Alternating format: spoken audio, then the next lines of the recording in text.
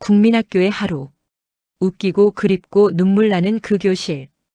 혹시 이런 경험 있으세요? 급식빵을 책가방에 몰래 집어넣은 적. 선생님 몰래 짝꿍이랑 쪽지 주고받다가 걸린 적. 청소 시간에 빗자루로 칼싸움 하다가 선생님한테 딱 걸린 적. 없다고 하시면 거짓말이에요. 오늘은 그 교실로 다시 돌아가 봅니다. 차렷 경례부터 청소 시간 빗자루 칼싸움까지 그 하루 전부. 챕터 1 아침 교실 선생님 오기 전 5분. 선생님이 오기 전 교실은 아이들의 왕국이었습니다. 누군가는 교실 뒤에서 딱지를 치고 있고 누군가는 창가에서 운동장을 내려다보고 있고 누군가는 칠판에 낙서를 하고 있었어요. 교실 뒷문으로 선생님 발소리가 들리는 순간 텔레파시라도 통하는 것처럼 전원이 자리에 앉았습니다. 어떻게 그렇게 빨리 알아챘는지 지금도 신기합니다. 차렷. 경례. 그 말이 떨어지면 모두가 허리를 굽혔죠. 선생님 안녕하세요. 그게 하루의 시작이었습니다. 나무 책상 기억나세요? 표면이 닳고 닳아서 결이 살아있던 그 책상. 서랍이 달려 있어서 거기다 교과서를 넣어두기도 하고 안 보이는 곳에 낙서를 하기도 했죠. 누가 새겨놓은 이름 하트 의미 없는 선들. 그게 선배들의 흔적이었습니다. 나도 슬그머니 연필로 긁어봤던 기억. 교실 앞에는 석탄 난로가 있었습니다. 겨울이면 그 위에 양은 도시락을 올려서 데웠어요. 점심시간이 되면 난로 주변이 전쟁이었습니다. 내 도시락이 어딨는지 혹시 뜨거워서 뚜껑이 열리지 않았는지 확인하러 가는 그 혼잡함. 그 난로의 따뜻한 냄새가 겨울 교실의 냄새였습니다. 쉬는 시간 10분. 어른이 되면 10분이 아무것도 아닌데 그때는 10분 안에 세상을 다 할 수 있었습니다. 그 10분 동안 뭘 했는지 다음에 이야기해 드릴게요. 챕터 2 쉬는 시간과 운동장의 권력 구조. 쉬는 시간 종이 울리는 순간 교실이 뒤집혔습니다. 운동장으로 뛰어나가는 아이들, 복도에서 뛰다가 선생님한테 걸리는 아이들, 화장실 가느라 바쁜 아이들. 운동장에는 나름의 권력 구조가 있었습니다. 달리기 빠른 애가 운동장의 왕이었어요. 달리기 대장이 술래잡기 규칙을 정했고 팀을 나눌 때 먼저 골랐고 모두가 그걸 당연하게 받아들였습니다. 운동장 구석에서는 구슬치기가 항상 열렸어요. 고학년이 판을 깔아놓으면 저학년들이 와서 구경하다가 도전하고 대부분 구슬을 다 잃고 돌아갔죠. 여자애들은 고무줄이었습니다. 고무줄 잘하는 애는 여자애들 사이에서 완전한 스타였어요. 허리 높이까지 올라간 고무줄을 훌쩍 넘는 그 순간의 환호성. 쉬는 시간 종이 울리면 다시 전원이 교실로 뛰어들어갔습니다. 숨이 차도 땀이 나도 5분 뒤에 수업이 시작되는 건 관계없었습니다. 그 10분이 전부였으니까.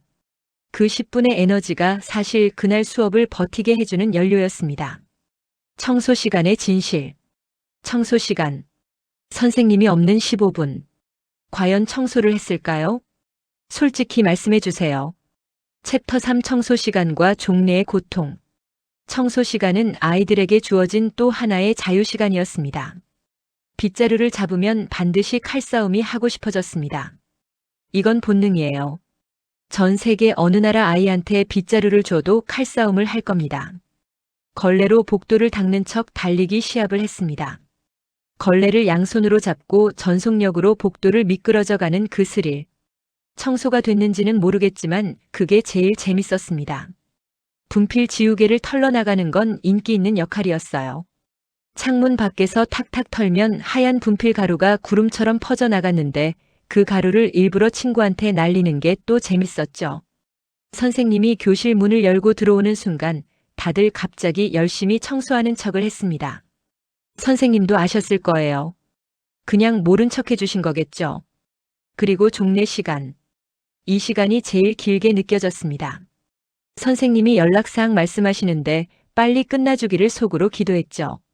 말씀이 길어지는 날엔 창밖을 내다보며 오늘 집에 가면 뭘 할지를 계획했습니다.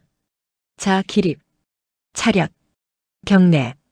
선생님 안녕히 계세요. 그 말이 끝나는 순간 교실이 터졌습니다. 가방 집어들고 복도로 뛰쳐나가는 그 해방감. 그게 하루 중 두 번째로 자유로운 순간이었습니다. 첫 번째는 당연히 학교 도착 전 아침이고요. 그 선생님 기억하세요? 그리고 선생님. 무서웠던 선생님, 좋았던 선생님, 이상했던 선생님. 그런데 어른이 되고 나서야 알게 됐습니다. 그 선생님이 우리한테 얼마나 많은 걸 주셨는지. 챕터 4 그 선생님. 그 시절 선생님은 무서웠습니다.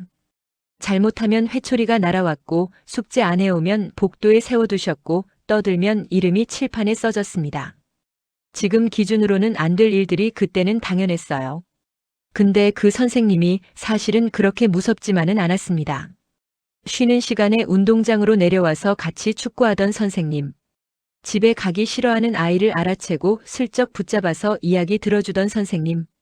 형편이 어려운 아이 도시락을 자기 것인 척 챙겨주던 선생님. 그런 선생님들이 그 시절엔 많았습니다. 월급이 많아서 한 게 아니었을 거예요. 명예가 있어서 한 게 아니었을 거예요. 그냥 아이들이 좋아서. 그냥 선생님이라는 사람이 그래야 한다고 생각해서. 지금 이름이 기억나는 선생님이 한 분 이상 있으시다면 그분이 바로 그런 선생님이었을 겁니다. 40년이 지나도 이름이 기억난다는 것, 그게 전부입니다. 마무리 그 교실이 우리를 만들었습니다. 차렷 경례. 나무 책상 서랍 속 교과서. 난로 위 도시락 냄새. 청소 시간 빗자루 칼싸움. 그리고 이름도 기억나는 그 선생님. 그 교실이 불완전했던 만큼 우리도 불완전하게 자랐습니다. 근데 그 불완전함이 사실 가장 완전한 성장이었습니다. 기억에 남는 선생님이 있으신가요? 잊을 수 없는 급식 메뉴가 있으신가요? 댓글로 남겨주세요. 그 교실의 기억이 다시 살아납니다. 끝까지 봐주셔서 감사합니다.